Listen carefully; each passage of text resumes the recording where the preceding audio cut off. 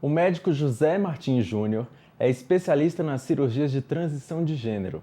Responsável por procedimentos que foram feitos por mais de 1.000 pessoas, ele cuidou da transição de gêmeas trans que estrearam uma série documental na HBO Max. Em entrevista ao Metrópolis, ele explicou a grande variedade de procedimentos que podem ser feitos por pessoas trans para conseguir adequar seus corpos. Além disso, Martins fala sobre como mudou o público que frequenta o seu consultório nos últimos anos. Então, nenhuma pessoa trans, ela precisa de cirurgia para ser uma pessoa trans. E muitas pessoas trans não querem fazer cirurgia. Quando é que há indicação de uma cirurgia para uma pessoa trans? Quando existe a chamada disforia de gênero.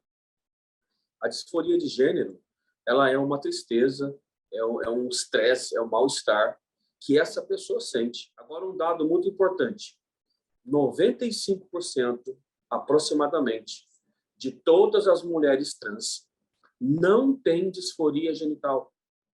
Então, é um erro quando a população imagina que o sonho de uma mulher trans é fazer a chamada mudança de sexo. Isso não existe.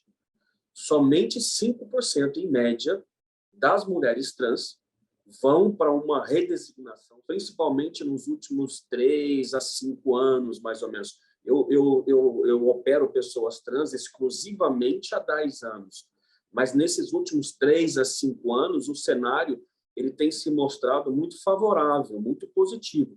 Obviamente que a gente está distante do que vem a ser algo aceitável, né? O preconceito, a fobia, seja ela a homofobia ou a transfobia, ela sempre vai existir, né?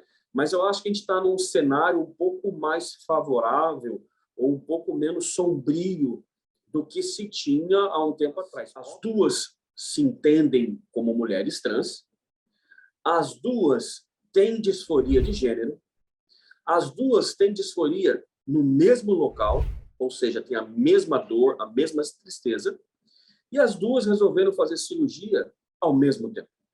Então, assim, é uma constância de fatos que você não vê isso no dia a dia. Mas eu queria que o senhor explicasse um pouquinho para mim como são os procedimentos para casos de disforia na face, disforia corporal e a disforia genital. O primeiro passo no atendimento de uma pessoa trans é você entender a disforia e localizar a disforia. Eu estou diante de uma paciente com uma disforia facial? Sim. Nesse momento, eu lanço mão de técnicas crânio-faciais, técnicas esqueléticas, onde eu consigo modificar o formato do crânio e o formato dos ossos faciais dessa paciente, para que essa face, que tem uma leitura masculina, passe a apresentar uma leitura feminina. Se eu estou diante de uma paciente que tem uma disforia corporal, nós vamos lançar mão de técnicas que ajudem a terapia hormonal. Aí, nesse caso específico do corpo e do genital, eu preciso que a paciente esteja em terapia hormonal. Porque a terapia hormonal, ela vai iniciar o processo de transição corporal. A cirurgia, ela vai facilitar essa transição. Um exemplo: a instalação de próteses mamárias, para quem já tem um broto mamário, a lipoaspiração, as próteses de glúteos, as lipoenxertias de glúteo. Então, cada caso vai requerer um tipo de técnica específica. E se eu estou diante de uma paciente com uma disforia genital, então eu vou lançar a mão da chamada redesignação sexual. A redesignação sexual é você transformar uma genitália masculina numa genitália o mais próximo possível de uma feminina e que essa genitália tenha tanto características funcionais quanto estéticas.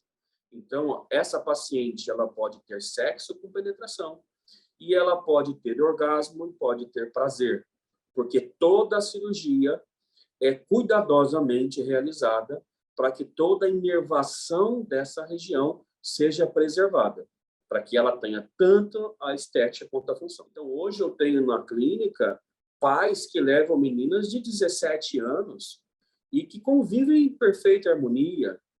O pai e a mãe entendendo o processo de transição, trazendo a família toda para entender o processo de transição e aceitando isso como uma variação e não como uma doença, não como um comportamento renegado.